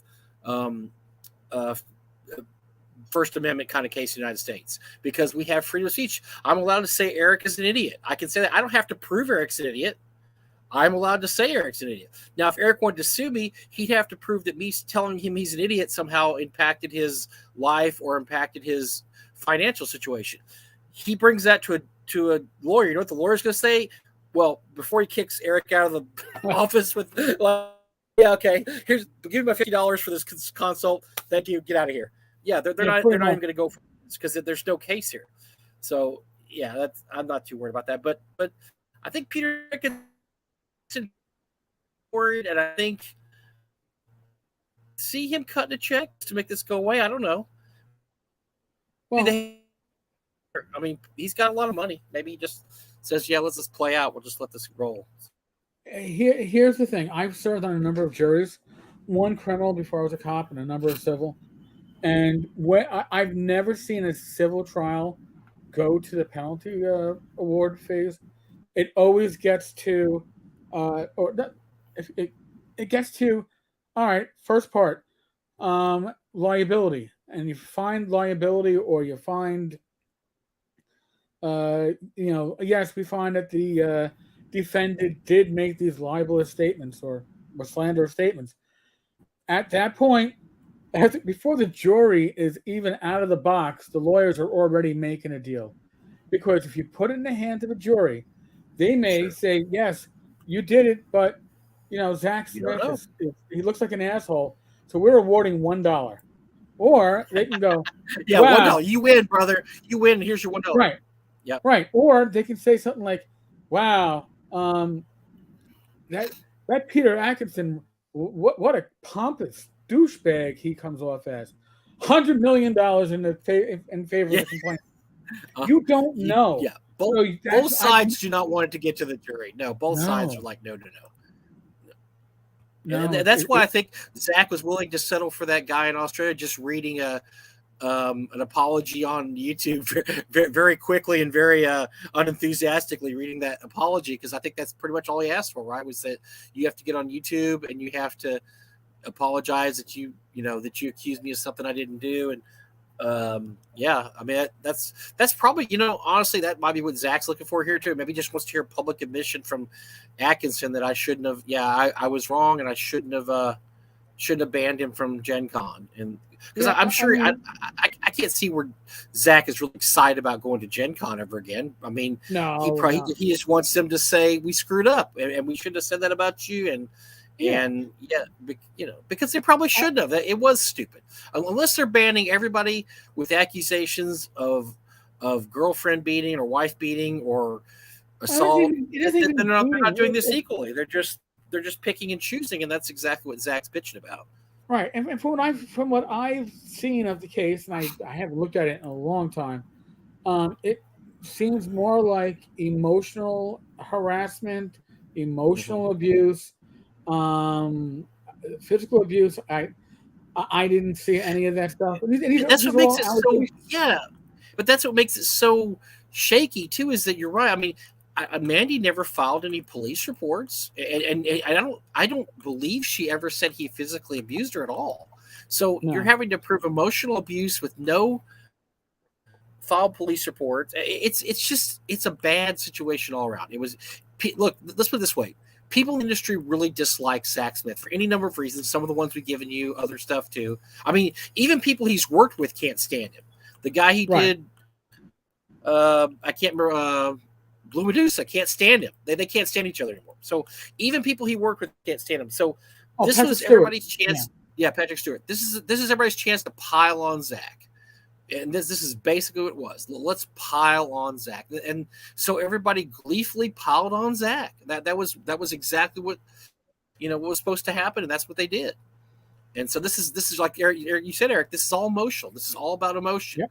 Oh, Zach's finally gonna get his, man. He's finally getting his. They didn't care why or how shaky the information might be or evidence. They just knew that he was going to get in trouble and get kicked out of the industry. And that's what they wanted. They were happy. And again, I think he's a shitty person. However, some of his work, Red and Pleasant Land, probably the top 5 RPG product all time. It's very good. It's a very good product. I have different opinions of his Vornheim. I think he phoned it in. I think it's shit. But some people think Vornheim is it's amazing. I disagree, but I can say he's done some amazing work, and he's still a repulsive human being.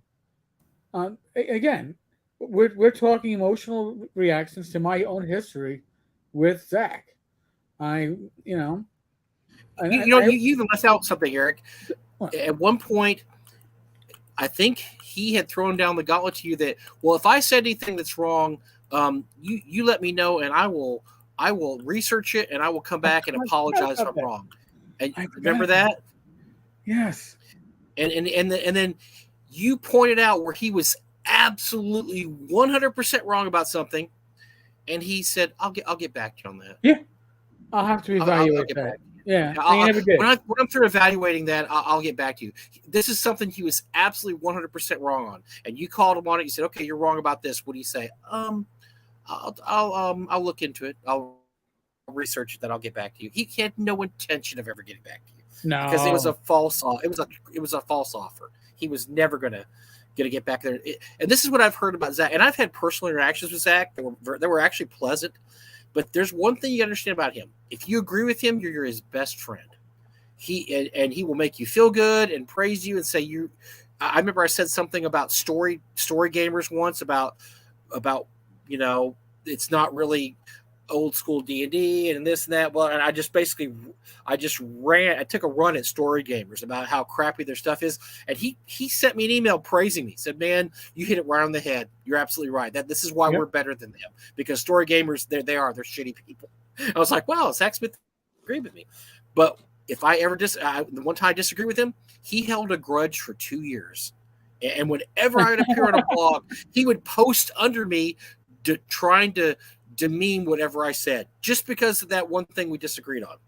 Well, when I said that I didn't think 3E could be played like an old school game, and at the time he was doing Hit Me With My Axe, which is 3E, he got so angry about that. And so finally, after one snide blog post too many, I emailed him. I said, "Dude, what is wrong with me?"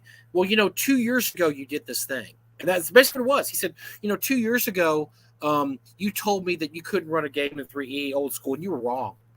And you never admitted you're wrong. And I said, "You know what, Zach, how about this? I was wrong. I admit I'm wrong." "Oh, okay." We were friends again. He was all pleasant then. He's like, "Okay, well, I respect that you apologized for that and you admitted you're wrong. So we're okay now." and then he stopped commenting on my blog post. I mean, that's just the kind of guy he is, man. He gets under people's skin. Yes, he You does. know, he's I just he. demand chairs. Like I debated CRPGs over tabletop RPGs with him, and he eventually conceded. And he didn't delete the post, so maybe he's gotten better. I wouldn't doubt that he's gotten better at communication, but that's partly because he no longer has the tools of Google Plus, which allowed you to do shit like that. Google Plus was. he I loved it and hated it at the same time. well, he hasn't published anything in a while, so I think he's lost a lot of his base too. Yeah. He's not he doesn't have the fawning, adoring base that he used to have, which would basically back him up on anything, and just pile drive people. Because it wouldn't be just that's what people complain about that got beat up by him is it would just be him. They would have a blog and they'd post something negative about Zach Smith, and suddenly out of the woodwork, 15 people would come and just absolutely pile drive him. And of course, they were all Zach Smith's disciples. Well, I don't know if his disciple area is that full anymore. He may be putting an ad out for disciples. I don't know. Maybe he needs more. You got to get the minions like I do. You got to get minions. You need minions. Mike, since we're talking about Zach, and you mentioned a publisher that suffered because of Zach getting deplatformed, depersoned, delisted. Basically, we'll just pretend he doesn't exist. He's got his scarlet letter. But I got to say, I think Joe the lawyer scooped a guest that over this show for the Friday show. After Gen Con, we apparently are going to be having James Raggy on Mr. Raggy. Well, wearing a shirt and pants. Please put some clothes on, James. We love you, James, but still, well, yeah, that, and that's and honestly, James, his bad stuff that happened to him the last couple of years all happened because Zach got deplatformed, and that was a huge part of sales of Lamentations. That really hurt Raggy a lot. Zach getting deplatformed. But yeah, that's a scoop, man. James is always an interesting guy, always a nice guy. When I've talked to him, I've had very pleasant conversations with him. So it should be interesting. Should be very interesting. It's going to be very interesting when I go. So James, where's my referee book? Just put some clothes on. I want to see the hairy stuff. I could go naked, Mike. How about that? I could go bare chested. Now I'm really not me in. Now this is going to be a negative numbers. You're not going to just have 20 people. You're going to have -5. How that happened? Climbing that mountain. He's wearing a shirt. I'm sorry, man. I'm sorry. Wow, Mike, I have tabs up we're not going to even get to. Holy crap. Well, we've got about another 20 minutes. Let's hit one more thing. What else we got going here? We got something we can hit 20 minutes. Do we want to do Roll20 in one bookshelf? Are uniting the party? Do we want to do Siren Battle of the Bards? I think let's end on some Satine and Jameson news. Why not? Because that's always hilarious. Okay. And that's feel good, right? That's a feel good. That's a feel good at the end. I don't know how feel good it is. So what I find interesting is they have an update from July 7th, which is not the update that I read initially. I find it interesting. Part of the update is here, but part of the update said that they were going to be shipping to U.S. backers first and then overseas backers later. And my reaction to that was, hey, folks, if you're overseas, ask for your money back now. Dispute it because you're not going to get shit. Well, now that part is missing. Now they're saying Battle of the Bards will be delayed while those who are still working on our project deal with the ramifications of the extreme changes that we have had to make due to this situation. We will be sending out merchandise that we already have in hand. Oh, okay, it's still there. Sorry. To U.S. backers first. Battle of the Bards is 90% finished, and its contractors have been paid. Therefore, refunds will not be issued. And then they go for a reference who they had working on the project. 22 writers paid 10 cents a word. Artists, 4 paid monthly or per image. Graphic designer paid monthly. I don't want to. Nobody cares honestly. But here's the other part, and I held this part for it's in the beginning, but I held it for last because this is where perception is everything. Mike, remember that big announcement that the CEO was stepping down? Yeah, Jameson was stepping down as CEO. Man, All right. that's good. I mean, that's good for him. It's good. Thank you for your patience. We have had a lot of questions about the future of Apotheosis Studios, its team, and our projects. While Jameson Stone did step down as CEO to take personal time, while Oh, Apotheosis took a Studios vacation. Okay. did an internal investigation on the allegations brought forth by numerous individuals. We in no way claimed, but we certainly inferred, that we were removing Jameson from the company. Mm-hmm. Mhm. Little New York City shell game, you know? It's like, Uh-oh. look at the P underneath this cup. Tell me where the P is. Yeah. Yeah, you're wrong. You lose your money. Um, Having completed our internal investigation, and internal investigation not done by any professional investigators, not done, I'm sure, by anybody with any law enforcement investigation or internal investigation Mm-hmm. experience, done by what? The three principals of the company, two of which are Jameson and Satine. I mean, I don't. I mean, I'm just. I'm spitballing. I'm making assumptions. They're not saying who did the actual investigation. We have found that while some individuals had legitimate complaints, Yeah. So a few did the maybe. vast majority of the allegations to date levied against Jameson and others on our team have been proven to be inaccurate. Not false, mind you. They're inaccurate. Listen, on Jameson called me a cock and he was wearing a blue hat. Actually, he was wearing a red hat.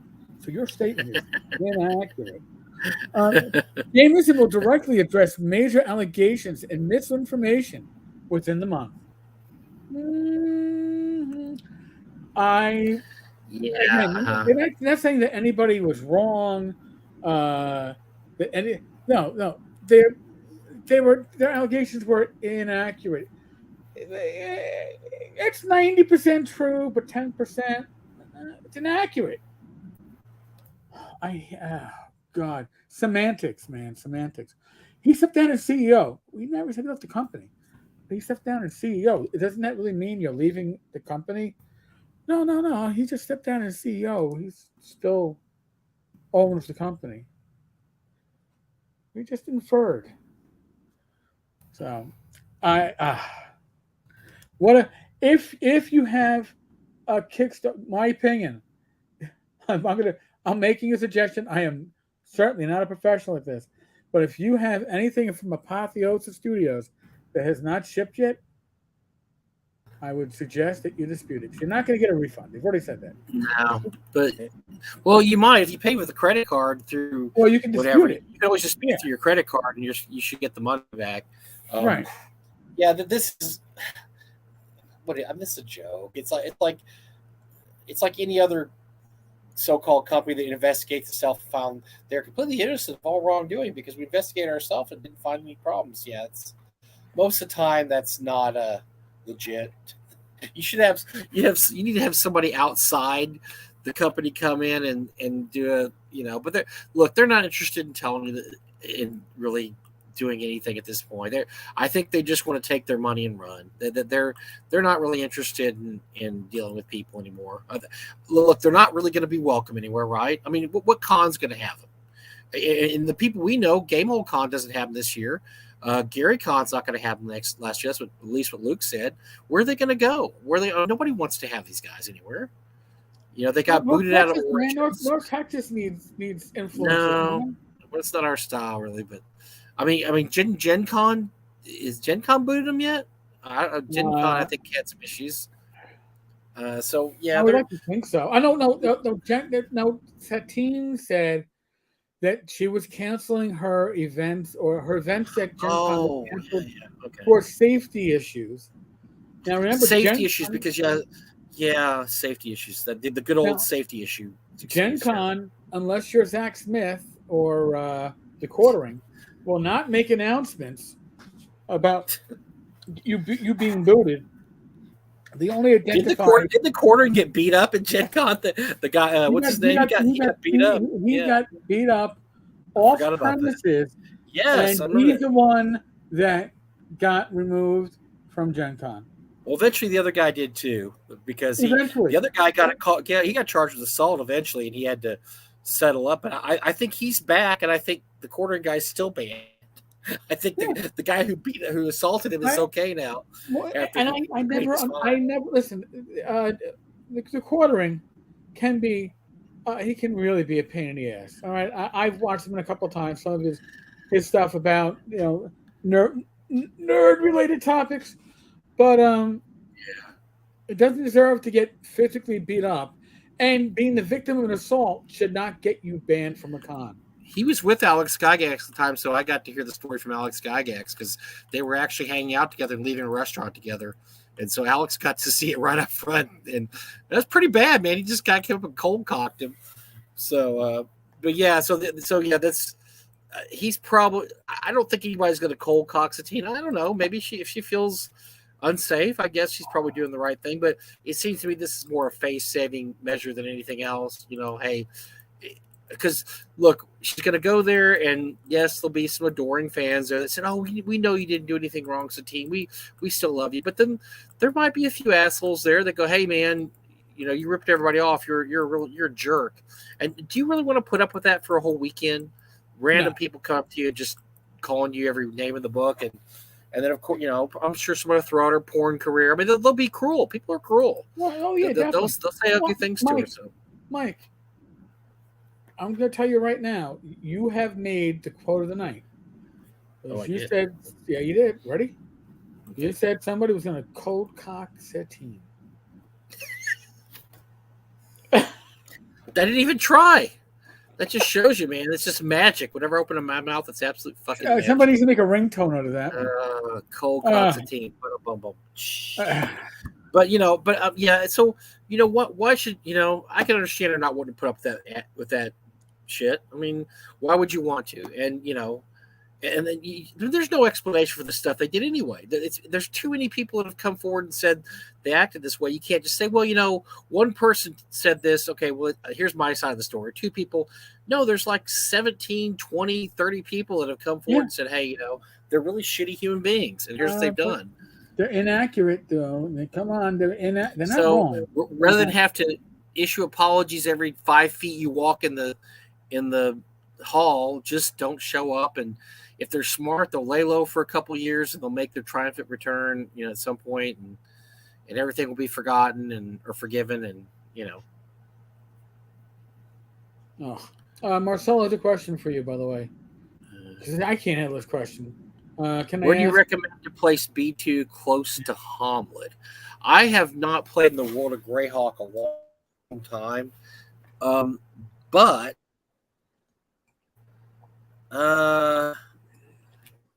shouldn't be the. And if you isn't it between like verbal block and that's yeah, it's a long walk. Yeah, there's a lot of area there. I think I remember finally seeing it, going, man, that's actually kind of a long walk to Verbalbach there. And Nob, you got to go to Nob first, and then eventually. I'm gonna look up my map of Greyhawk. You vamp for me now, because I haven't looked at the map of Greyhawk in forever, to be honest with you. And when we did it back in the day, I have no clue we did. It's been so. I'm gonna vamp for you. Greyhawk Ragnar, Joe. Saturday's time has been moved to 11:30 for meetup. So, little meetup, a little shopping, a little adult beverages and food across the street. Should be a good time. You're planning a party now? We're doing a shopping excursion, All right. Okay. So there's a Temple of Evil. Here's Hamlet. Kron's over here. How about Sheernub?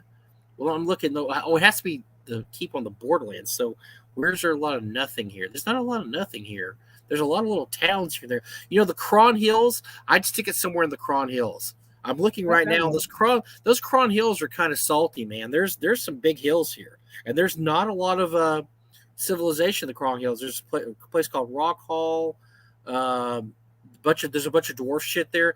I would stick it in the Cron Hills. I think and then they can go from the Cron Hills to Cron, and then Hamlet's right over there too. So I would I'd stick it in that area. I wouldn't put it towards Nulb or Temple of Evil. It's actually not as far as I thought. It's right down the road. It's right down. I mean, it's right down the road. Here's Temple of Evil, right down the road, guys. No, I'd put it outside of the Cron Hills somewhere. Joe was saying he'd put it on the edge of the Pomars. Why is it so far? That's far away, though, Joe. That's way. It's way out of the. He wants it somewhere near Hamlet. I'm trying to find some place near Hamlet. I've got the map. I wish I could take a picture of the map to show you. But yeah, it's to the east of Hamlet. I mean, sorry, to the west of Hamlet. Actually, more like the southwest of Hamlet. You got a bunch of nothing. And I think that's perfect because the whole point about keeping the Borderlands is it's on the Borderlands. There's no help coming. You got this little keep, and it's against all the bad stuff out there. You know, it's guarding all the bad stuff away. So you want it kind of set on the edges of civilization. And I think if you get to the Cron Hills, I think that's what you got because I'm looking and there's not a lot of civilization in the Cron Hills. There's a couple little teensy towns. There's a bunch of dwarf settlements, which probably are underneath the earth. If you think about it, they're probably not on the surface.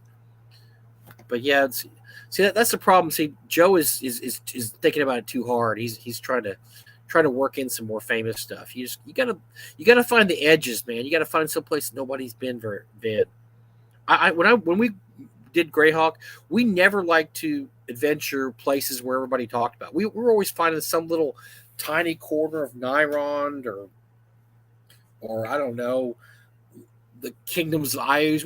Or the Bandit Kingdoms. We try to find these little out of the way places that nobody ever written about. There's like one paragraph written about it in the whole Gazetteer. We're like, that's where we're gonna do stuff because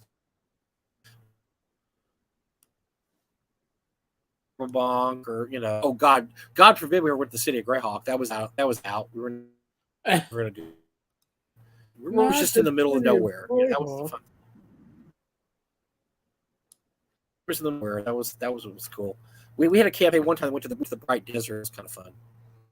We did some shit in the Bright Desert, but yeah, we were not looking for the place the spotlight was on. I love this map. I feel like where this map comes from. I'm looking. It's really nice. It's a nice color map. It's got close-ups. Let me see if I can. It's on iStack. I'm going to give you the link, Eric, if you want to put up. It's a nice little map. Here, I'm going to send it to you. It is a really nice little map. It's got some color stuff going on, and I don't know what it's supposed to be, but I would look at this map and try to find something on here. Let's see. Okay, send it to you, Eric. There we go. Is it Anna's map? I do not know. Oh, it might send to me on the Facebook. All right, let's see if I get to copy this link without having Facebook turn it into an endless URL. Oh, it's an endless URL. Hold on, I can fix that. Hold on. I just got to open it first. I hate when Facebook does that shit. Yeah, I do too. I'll send it to you in private chat too, so you have both of them. All right, I got it though. I got it. I don't know. It's a nice little map, isn't it? That's a nice map. I think it might be Anna. I think it is her map. It's really nice. It's really beautiful. Her stuff's really good. I think I don't see any writing on it. I have no clue where it came from. It's beautiful. John, map, T2 to 4 should get you up to like 7th or 8th level, which should get you right around G1 level. So, because your party's going to have more magic than the default. And so unfortunately, when we first ran this back in the day, T1 through 4 didn't come out till like 3 or 4 years after T1 came out. So you weren't going to wait for T1 through 4. So everybody went on a whole bunch of other. By the time T1 through 4 came out, your party was too high level to go in T1 through 4. So I used it later on. But if I'm looking at an instance of Greyhawk type things, I would do, and you wanted to work and keep in the Borderlands, I would do that and then go to T1 because T1, except for the Moat House, there's not a lot going on. But if you remember, the Moat House has Loreth, and Loreth is a badass, man. He's like a fourth or fifth level priest. The staff is striking. He should be enough to kill your entire party if they're low level, which I unfortunately discovered running the module several times. And I know you're supposed to have Elmo with your party so that he doesn't just outright destroy your party, but that's one of those things that's not really level matched at all. The Lareth the Beautiful will I think your party level wants to run. chaos level. I think that's pretty good idea there. And then the Temple of Elmo Evil. Yeah, I think we're hitting the 2-hour mark right now. Holy crap! Wow. So I think we covered pretty much most of what we wanted to cover, and what we didn't cover can always be saved for later. We will have Greek Hobbs on one day, by the way, folks. It just wasn't going to be today. We love us some Hobbs. Next week I'll be broadcasting from Madison, Wisconsin. Woohoo! Hotel room somewhere much cooler than, what are we looking at now? Hey, it's down 9 degrees at 9 o'clock at night. Wow, that's one. I'm glad it's cooling now. Yeah. Oh, well, it's going to be 10 degrees cooler in Madison. That's not a lot, but I'll take it. It'll be cooler at night, though. That's for sure. Yeah, much. So yes, whoa! I thought I was about to drop. Well, luckily I didn't drop the whole time. So okay, we're okay. We were okay this whole time. You did well. You did well. I'm happy. Our audience is happy. Folks, I'm going to remind you that we're trying to. I don't know if we're going to hit 1,500 by the end of the month. I think we're at like 1412, 1413, but we're trying to get there. When we get there, we have prizes. And maybe some physical prizes for those in the U.S. We'll see. All kind. Yeah, we're going to have some. So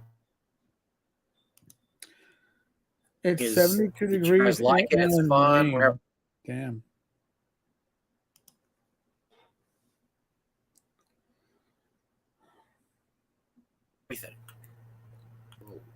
Well, I think now is our time. I think my router's trying to crap out. Yeah, Mike, we're gonna lose Mike. So before we lose Mike, I'm gonna do the normal spiel. Yep. First off, thank you all for listening. And again, for those that weren't here at the beginning, I apologized for making a comment about Vince's weight, calling him fat.